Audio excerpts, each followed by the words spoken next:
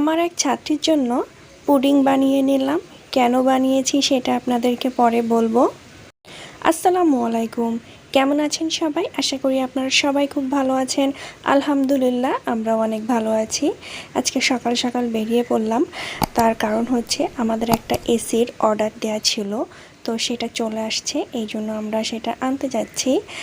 Order দেওয়া ছিল বলতে সনি রাইংসে অফার চলছিল। তো সেটা হচ্ছে একটা এসি, আসলে মডেল নাম্বারটা আমার মনে নাই। তো যেটা ৬১,০০০ টাকা ছিল সেটা ৪৮,০০০ টাকা তারা হচ্ছে অফারে দিচ্ছিল। এই জন্য ভাবলাম যে নিয়ে নিই এসিটা।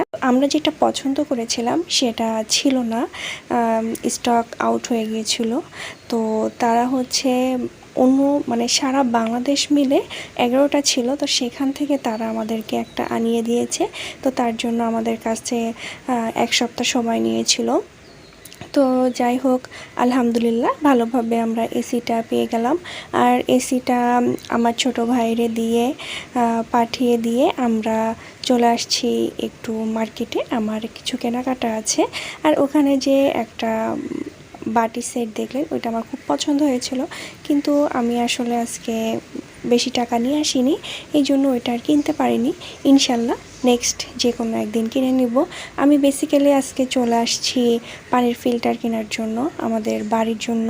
তো আমাদের এখানে একটা আছে, কিন্তু আমাদের বাড়ি নাই। তো আসলে আমাদের বাড়ির প্রয়োজন হয় না, কারণ আমাদের বাড়ি চাপ কল সেটা আছে।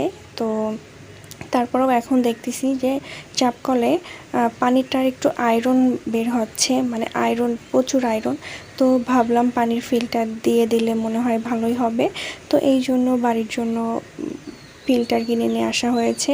আর এই যে আমার স্টুডেন্টের জন্য পুডিং বানিয়ে নিচ্ছি, কারণ ওর স্কুলে আজকে নাকি মানে মেলা ধরনের হবে।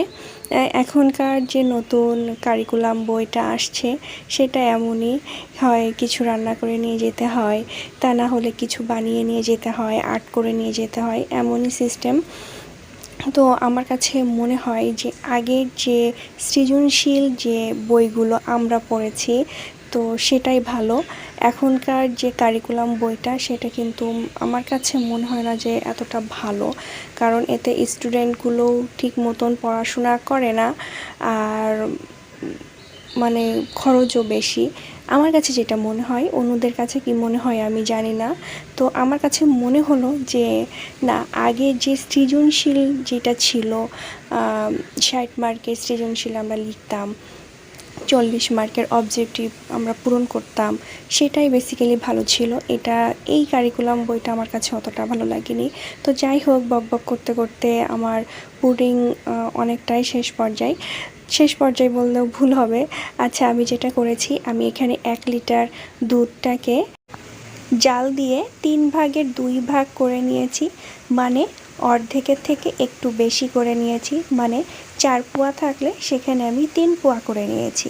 আর এখানে আমি ক্যারামেলটা তৈরি করে নিয়েছি ৪ চামচ চিনি দিয়ে আর ২ চামচ পানি দিয়ে। ক্যারামেলটা খুব ভালোভাবে তৈরি করে নিয়ে যে পাত্রে পুডিংটা দিব সেখানে আমি সেট করে নিয়েছি।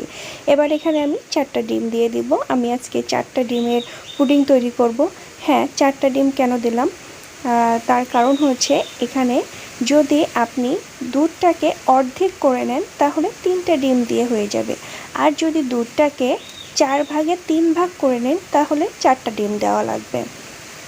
আর এখানে আমি ভ্যানিলা এসেন্সও দিয়ে দিয়েছি, আর তার সাথে হাফ কাপ পরিমাণে চিনি দিয়ে দিয়েছি। চিনিটা আপনারা আপনাদের পছন্দ অনুযায়ী দিবেন, কে কেমন মিষ্টি খেতে পছন্দ করে। আর ভ্যানিলা এসেন্সটা দেওয়ার কারণ হচ্ছে ডিমের যে একটা গন্ধ থাকে সেটা আর থাকবে না। এবার এটাকে আমি খুব ভালোভাবে ফেটে নিব।